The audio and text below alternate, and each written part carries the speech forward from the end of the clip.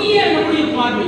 விவேகானந்த சுவாமி சொல்வார், எது ஆக வேண்டும் என்று நீ நினைக்கிறாயோ அந்த எண்ணத்திலும் செயலிலும் அதை செயல்படுத்தி அந்த அந்த எண்ணமானது உன்னை வழிநடத்தினால் நிச்சயமாக உன் இலக்கை நீ அடைவாய். நீ இப்பவே இது ஒரு அருமையான வயசு, இளமை பருவம் என்கிறது துள்ளியுடையான வாழ்க்கையில் ஒரு வசந்த காலம். நம்ம ஒரு பேஸ்மெண்ட், இந்த பேஸ்மெண்ட் நீங்க நல்லா போட்டீங்க வச்சுங்க, நிச்சயமா முடித்தீங்களா ஸ்ட்ராங். இந்த கல்லூரி உங்களுக்கு ஒரு நல்ல வழிகாட்டி இருக்கிறது. நாங்க நிறைய கல்லூரி மாணவர்களாம் பார்த்துக்கிறோம், பேசுற கூட கேட்க மாட்டாங்க. ஆனா அருமையா அமைதியா மிகவும் முடிக்க முக்கிய நல்ல சிறந்த சீலர்களாக உங்களை பார்க்கறதுல எனக்கு ரொம்ப மகிழ்ச்சி.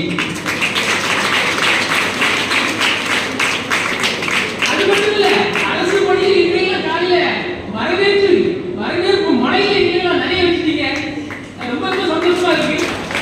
ஒளிமயமான ஒரு எதிர்காலம் உங்களுக்கு அமைய வேண்டும். அதற்காக வேண்டி இளமை பருவம்ங்கிறது நம்ம எதையும் சாதிக்கக்கூடிய வயசு. ஆடி வரும் நாகமலை அடி மிதிக்கும் காலம் சொல்லுவாங்க. என்ன ஒரு பிரச்சனை வந்தாலும் சரி அதை எளிதாக நம்ம மோதி அதிலிருந்து விடைபடக்கூடிய இளமையான பருவம்.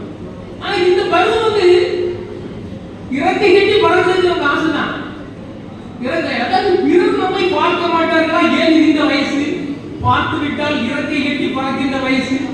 வாலிபத்தில் வழிந்தவரினால் வாழ்க்கையெல்லாம் துன்பம். ஆனா இந்த வாலிப வயசை நல்ல பழக்க வழக்கங்கள் நல்ல ஒழுக்கங்கள் இதுக்கு நீ ஆட்படுத்திக் கொண்டால் நிச்சயமாக ஆசிரியர்கள் சொல்லியிருக்கிறார், விளக்கு எரிகிறதுன்னா அதில் செல்கிறது நான் தான் பொறியாளுங்கிறது, திரி இல்ல நான் தான் பொறியாளுங்கிறது, எண்ணெய் மட்டும் அதாவது உதிரத்தை கொடுக்கின்ற எண்ணெய் மட்டும் அப்படி வாய தரல.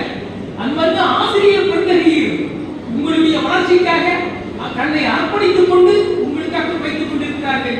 அவர்கள் சொல் கேட்டு நடந்தால் சமூகம் உன்னை கும்பிட்டு வரவேற்கிறதுக்கு தயாராக இருக்கிறது.